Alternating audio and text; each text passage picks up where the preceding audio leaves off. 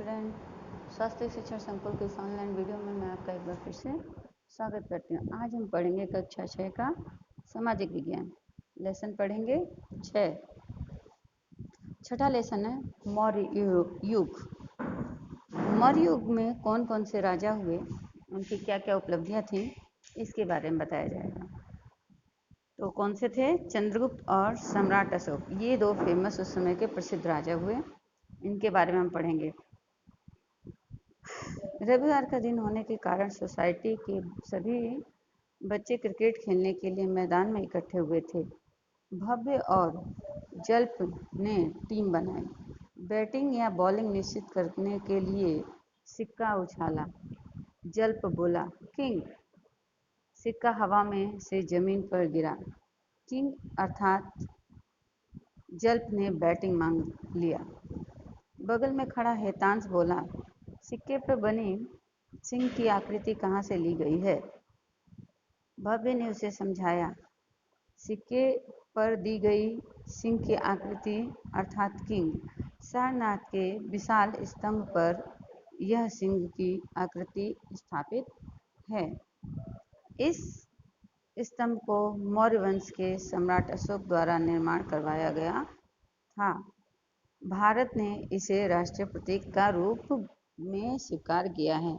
तो अब बच्चों आप देखिए, यहाँ पे 2 क्वेश्चन बनता है आपका। ये सिक्का कहाँ से इसकी आकृति ली गई है? ठीक है, तो सिक्के पर बनी आकृति कहाँ से ली गई है? सिंह सारनाथ के विशाल स्तंभ से ली गई है।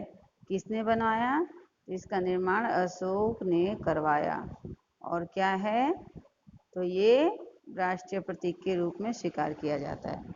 तो आपको यहीं पे 3 क्वेश्चन कैरी कर लिए गए हैं, फिर और मैंने अंडरलाइन कर दिया है, तो आप बहुत ध्यान से इसको देखेंगे। आगे देखिए क्या है। मौर्य वंश स्थापक और शासक, यानी मौर्य वंश की स्थापना कब किसने की और कौन कौन से उस समय के शासक थे? तो पहला आएगा आपका चंद्रगुप्त मौर्य। मौर्य वंश के ये संस्थापक थे, यानी इन्होंने मौर्य वंश की स्थापना की। ठीक है, तो चंद्रगुप्त मौर्य मौर्य वंश के संस्थापक। किस सन से कहाँ तक थी? ईस्वी सन पूर्वी 321 से ईस्वी सन पूर्वी 297 तक। अब उनके बारे में हम पढ़ेंगे कि क्या था। तो बाल्यावस्था में राजा का खेल खेलते चंद्रगुप्त का नायकत्व पहचान कर तक्षशिला के कौटिल्य गोत्र के आचार्य विष्णुगुप्त ने तक्षशिला ले जाकर उन्हें शस्त्र और शास्त्र का ज्ञान दिया। अब ये क्या थे? बच्चों के साथ राजा का खेल खेल रहे थे, तो उस समय उनके गुरु ने उनको पहचाना, उनके में कितनी प्रतिभा, और उनको ले जाकर तक्षशिला में उन्होंने शस्त्र और शास्त्र का जानकारी दी।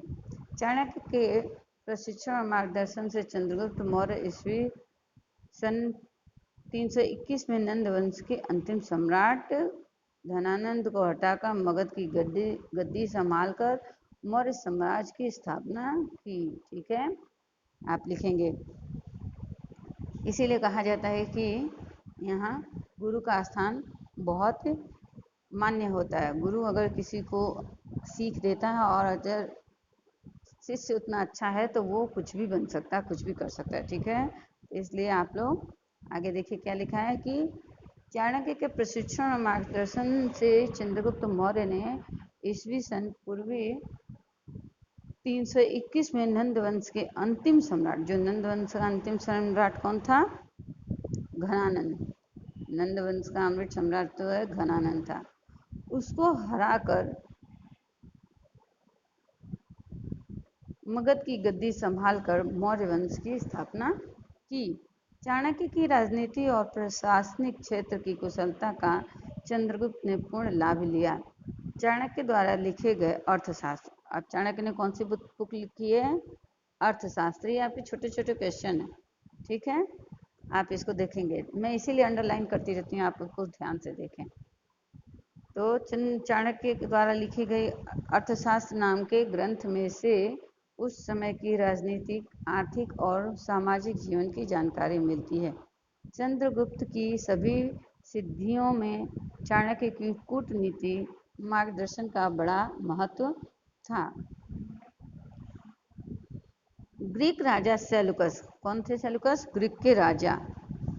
ग्रीक राजा सेलुकस निकेतर को पराजित करके चंद्रगुप्त ने 4 राज्य, कौन कौन से 4 राज्य से? काबुल, कंधार, हेरात और बलूचिस्तान को जीत लिया था। चंद्रगुप्त की वीरता से प्रभावित होकर सेलुकस ने अपनी पुत्री हेलेना की चंद्रगुप्त से शादी करवाई। अब आपने देखा होगा जब चंद्रगुप्त सीरियल आता था तो उसमें भी उसकी पत्नी हेलेना थी। तो हेलेना किसकी पुत्री थी? ग्रीक राजा सेलुकस की। बराबर।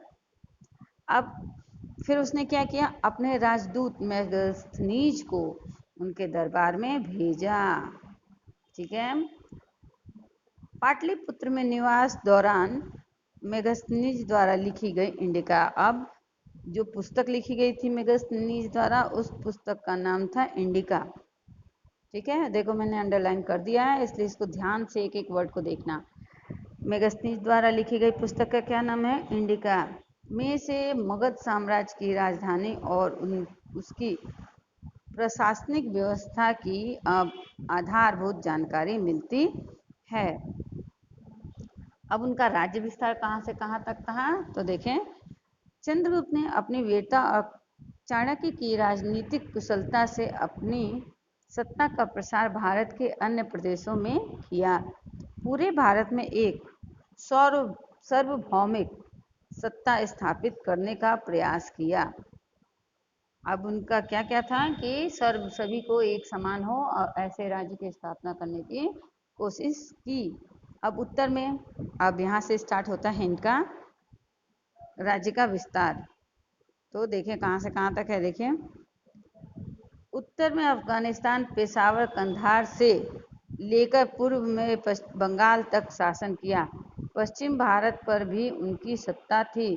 सौराष्ट्र में भी उनका शासन होने का तथा पुष्यगुप्त नामक वैश्य अमात्य को वहाँ का राष्ट्रीय यानी राज्यपाल नियुक्त किया गया था।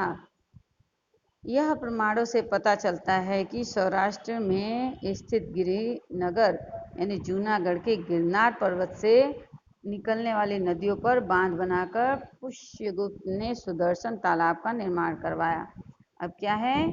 यह प्रमाणों से पता चलता है कि सौराष्ट्र के में समीप स्थित गिरनार जूनागढ़ से निकलने वाली नदियों पर किसने पुल बनाया? पुष्यगुप्त ने। और उस तालाब का क्या नाम था?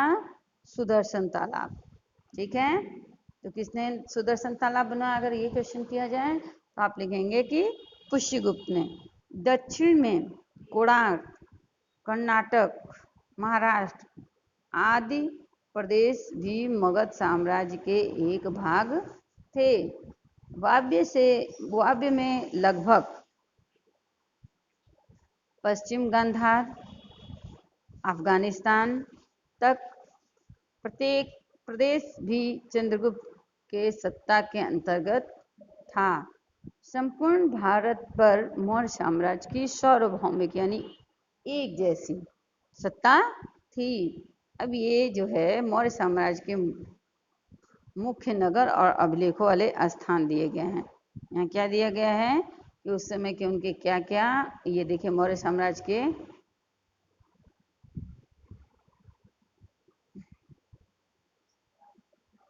मुख्य नगर हैं और उनके अभिलेख वाले स्थान। ये देखिए, ये जो दिया है ना, टोपरा, बाहपुर, मेरठ, लुम्बिनी, ये सब क्या है? उनके स्थान है पे जहाँ पे उन्होंने राज्य किए। ये देखिए गिरनार, गुंजर, रूपनाथ, सारनाथ, लौरिया, ये सब उनके जगह है जहाँ पे उन्होंने अपने राज्य की स्थापना की।